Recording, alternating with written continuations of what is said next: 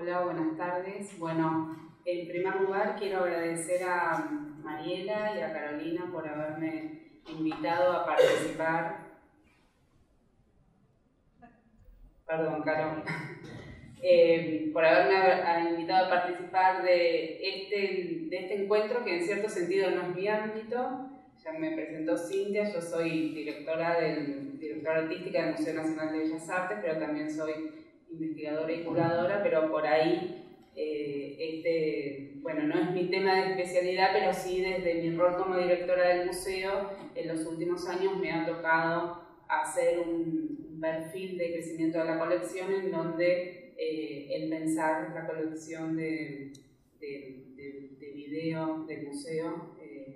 ocupa un lugar importante, sobre todo dentro de lo que es el arte contemporáneo, porque obviamente en el Museo de Bellas Artes, como para quienes por ahí no lo conozcan, porque sé que hay gente de otros países, pero como tantos otros museos nacionales, es un museo de corte enciclopédico que fue creado en 1896 a partir de 163 pinturas y esculturas, y hoy tiene casi 14.000 piezas, de las cuales una porción muy menor es el arte contemporáneo y muchísimo menor es la incipiente colección audiovisual que comenzó a formarse hace unos 5 años más o menos.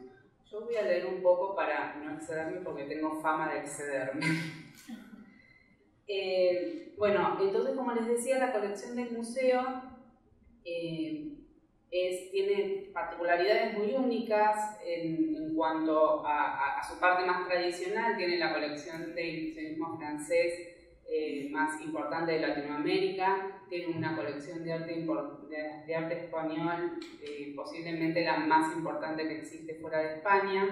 tiene obras que van desde los antiguos pueblos andinos hasta, o la antigüedad grecorromana hasta el arte contemporáneo.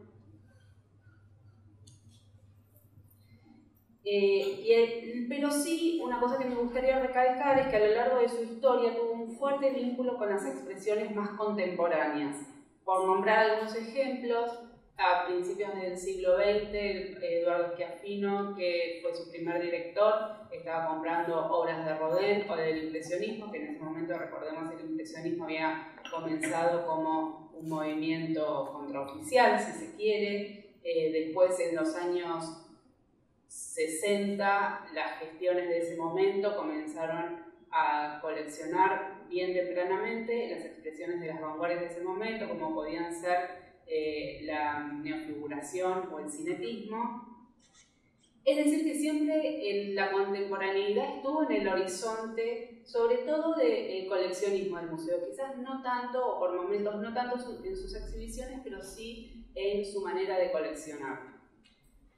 Y en ese sentido, dentro de los varios lineamientos del crecimiento programado de la colección que tenemos, impulsamos un proyecto para repensar la manera en la que están representados los últimos 40 años del siglo XX y el siglo XXI,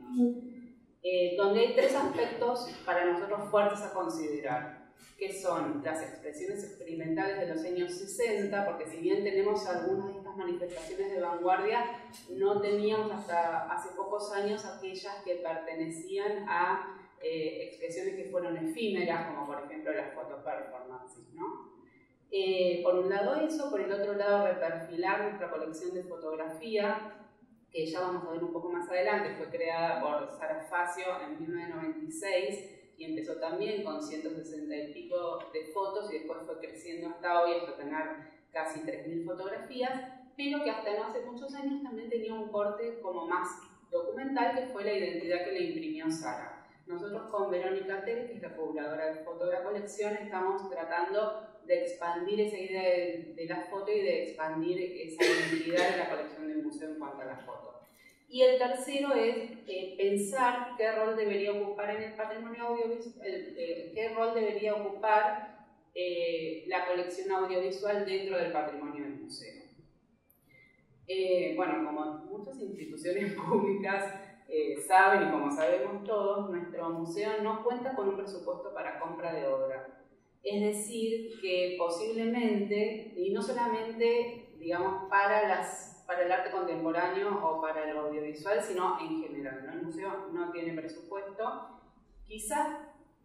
la única pata que tenga en ese sentido sea el Premio Nacional de la Trayectoria Artística, que fue implementado en 2018 y es el que nos ofrece mayor posibilidad de ingreso de obras contemporáneas. Este es un premio que se realiza en asociación con el Salón Nacional, que está organizado por la Secretaría de Cultura. Y se trata del reconocimiento a 8 artistas de gran trayectoria, lo que implica una pensión vitalicia para cada uno de ellos y como contraparte ellos deben ofrecer a la institución una obra muy significativa de su producción.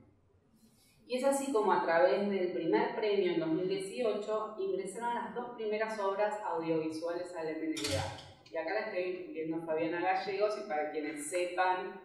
o estén esperando o quienes piensen en el proyecto de la colección audiovisual del museo que se llevó adelante también junto con la de Sara Facio a mediados de los años 90, les digo que esperemos unos minutos que ya vamos a hablar de eso. Entonces nuestras 2 primeras obras,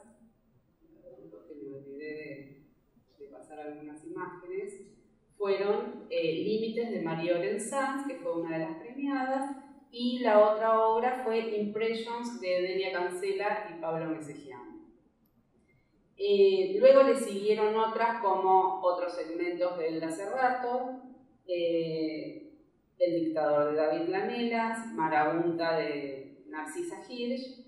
y a su vez también tenemos un pequeño grupo de obras que al menos que no son 100% audiovisuales, sino que por ahí tienen algún componente de imagen o de sonido. Y entre esas, de las que entraron con el premio a la trayectoria, podemos nombrar la de Anaí Cáceres, que es la instalación She Web, She Web,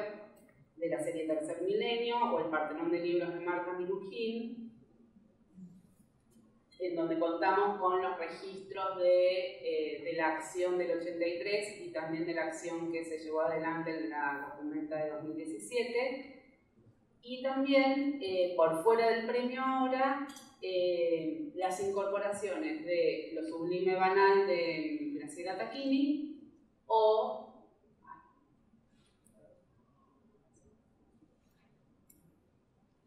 de Florencia Levi, Lugar Fósil. Nuestra colección entonces es realmente muy pequeña, casi todo lo que tenemos lo acabo de mencionar,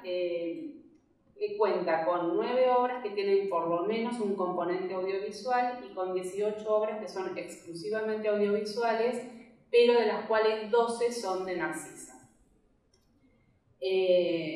Y a su vez también tenemos 3 corpus de fotos solamente en soporte digital que fueron expresamente ingresadas de ese modo, y eso quiere decir que si bien forman parte de un bien, porque son por lo general fotos que pertenecen a o una instalación o alguna propuesta en donde hay incluidos otros objetos, son consideradas múltiples y por lo tanto se puede evaluar la posibilidad de que sean reemplazadas en algún momento.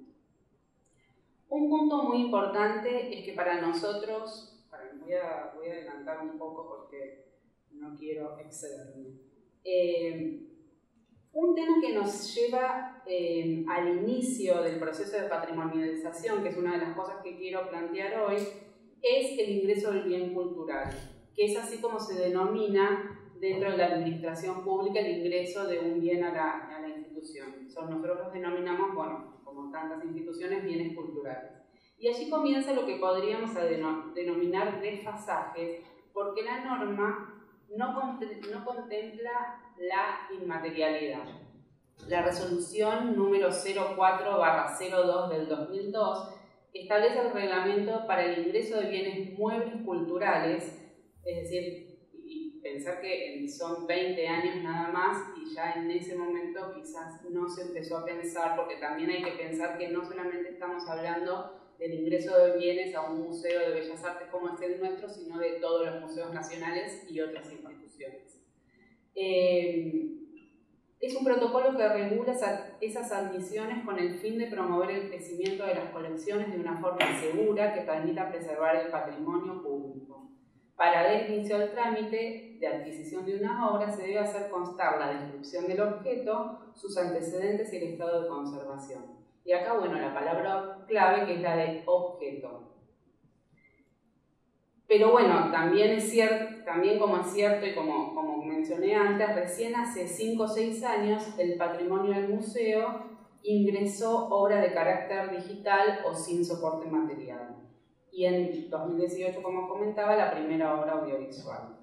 Por nombrar algunos de los temas que no contemplan nuestra normativa con respecto a obras que no se encuentran asociadas a un objeto, podemos hablar del carácter múltiple, de los múltiples problemas que trae la cuestión del copyright o de la propiedad intelectual y también la obsolescencia. Y ese es un gran problema que tenemos porque se supone que el ingreso de un bien al Estado implica que nosotros lo tenemos que cuidar a perpetuidad. Entonces, y ahí veo que Cristina se ríe, eso es realmente quizás uno de los mayores problemas que tenemos en este momento, no solo con una cosa que no dije, es que nuestra colección audiovisual, uno de los debates y las decisiones que se tomaron, sobre todo en este inicio, o sea, siempre las cuestiones que tienen que ver con el arte contemporáneo y en este punto particularmente con el audiovisual, por lo general no se toman como permanentes, sino que están en constante debate. Una de las cuestiones, por un problema de recursos y de recursos materiales y de recursos humanos, es que nuestra colección audiovisual sea digital solamente, que no tenga soportes que sean fílmico o soporte de cinta de video. Y bueno, y por ejemplo, uno de los problemas que tuvimos cuando ingresamos la obra de María Orensanz y de Delia Cancela es que el proceso de ingreso de un bien en este caso al museo, termina con la marcación del objeto. Entonces, aunque pueda parecer una pavada, un gran debate fue cómo hacemos para marcar un archivo que nos llegó de manera digital. Y bueno, y de hecho, por ejemplo, se está viendo, María Orensanz apareció con un CD y esta es una foto del expediente del trámite, porque cuando se pide la incorporación de una foto, lo que se hizo fue, después obviamente rápidamente se incorporó un still del video, pero bueno, la primera foto es una foto del CD que nos trajo María. Que además, bueno, ahí hay todo un tema, porque si nosotros vamos a hablar ahora de que hay que generar protocolos y distintas revisiones de las herramientas que nosotros tenemos para registrar y para conservar, también tenemos que hablar del otro lado, que tiene que ver con la concientización de los artistas al realizar este proceso de entrega de un bien a la institución. Por ejemplo, lo llamamos a David Lamela, le dijimos, te ganaste el premio a la trayectoria, y a los 3 días me dice, te mandé por WeTransfer la película. Es decir, también ahí creo que también juega un poco la cuestión de que el campo es chico y nos conocemos todos, ¿no? Entonces somos amigos y de repente te dicen, me mandó a mi email personal la película que se supone que... Entonces tampoco se puede registrar el momento de entrega del bien, que también es un punto muy importante dentro de nuestra reglamentación. Y bueno, y acá también, por ejemplo, tenemos como y este también es un tema que está en revisión y que es provisorio, pero como hablamos siempre de este problema de la objetualidad, con respecto a la guarda, una de las decisiones que se tomó es ingresar una instancia de registro del bien a la reserva, es decir, que tenemos, bueno, son muy pocos los registros que tenemos ahora, que están albergados en estas 2 cajas, en donde cada una tiene un dispositivo que está metida dentro de un sobre con su identificación y su marcaje correspondiente en el sobre, y después tenemos una segunda instancia de guarda que es en un servidor. Pero para que objetualmente esté algo dentro de la reserva, tomamos esta decisión provisoriamente, bueno, pero que ya lleva unos 2 o 3 años de desarrollo. Y lo que sí a través de la experiencia fuimos generando fue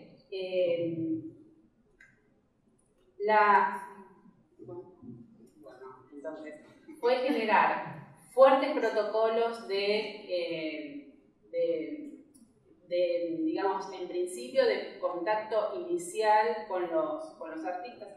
Pueden ver varias de las cuestiones que se le piden, que son bastante exhaustivas, que tienen que ver con reproducción, con cuestiones que tengan que ver con migración de soportes dentro de estas cuestiones de la obsolescencia, y a su vez también, por un lado el área de documentación y por otro lado el área de gestión, realizan encuentros varios con los artistas. Por un lado un cuestionario que es bastante extenso, y por otro lado el área de gestión realiza una entrevista también muy minuciosa que tiene que ver con la materialidad o con la naturaleza de la obra, ¿no? Y esto, por un lado, vinculado a cómo nosotros tenemos que registrar y que tener información de las obras, pero a su vez también pensando en que en un futuro, es decir, como para garantizar de la mejor manera posible el traspaso de la información de equipos a equipos que obviamente se van a ir sucediendo en el tiempo. Finalmente, bueno, voy a saltar rápidamente, 2 minutitos te pido, Cintia, para hablar de la importancia. Es decir, yo hasta ahora hablé de las falencias que puede tener nuestra reglamentación actual. Pero si bien la reglamentación tiene sus limitaciones, quiero referirme brevemente a lo importante que es tratar de ajustarse o encontrar, aunque sea la manera de adecuarse, pero no salirse de esa normativa. Y acá sí quiero traer un ejemplo rápido, que es el de 2 proyectos de patrimonialización que hubo en los años 90. Por un lado el de Sara Facio, que ya lo mencioné, y por otro lado un proyecto que fue financiado por la Fundación Antorchas, que preveía crear una colección de cine y video experimental en el museo, que de hecho llegó a suceder. Tuvo 160 y pico de títulos de 65 realizadores, pero que con el tiempo, por un lado el proyecto de Sara Facio ingresó al patrimonio porque siguió los carriles oficiales de ingreso del patrimonio del Estado, pero esta colección de cine y video, que estuvo trabajada con mucho profesionalismo, pero no se siguieron los carriles adecuados o habituales para el ingreso de un bien al Estado. Entonces, con el tiempo, esta colección se terminó perdiendo. Cuando yo ingresé al museo, fue una de las primeras cuestiones que pregunté, digo, ¿dónde están los videos de Rubén Guzmán? Básicamente, porque yo en esa época también empezaba mi contacto con el museo, porque fui pasante para una muestra. Entonces conocí la biblioteca. Acá estamos viendo un plano de lo que era la biblioteca, que era un lugar que estaba puesto de acuerdo a todos los estándares de la época, pero bueno, esa biblioteca se perdió. La colección de Sara, como decimos nosotros, la diferencia es que uno entró a la reserva y la otro no. Creo que por eso tuvimos esa acción simbólica de poner una caja con los dispositivos adentro de la reserva. A lo largo de los últimos años fuimos encontrando algún material, sobre todo documental, y encontramos las películas que conformaron parte de la colección. Acá está Fabiana Gallegos, que en 2019 nos ayudó a llevar adelante, o ella también llevó adelante una investigación al respecto. Y bueno, encontramos algo de material. Todo lo que fuimos encontrando en este momento está en un repositorio en la biblioteca. El material de archivos se está escaneando. Hemos logrado, y por eso puedo darles más o menos un número, hemos logrado reconstruir un listado bastante ajustado de lo que fue esa colección, y es nuestra intención ahora darle un reingreso y para que forme parte de nuestra colección audiovisual, que tiene, como les dije ahora, muy poquitos títulos. Pero bueno, nada, como para ir cerrando, la importancia de generar distintas herramientas de documentación, de conservación, y poder seguir abogando por tener normas y reglamentaciones actualizadas, que son las que en definitiva resguardan nuestro patrimonio. Así que muchas gracias.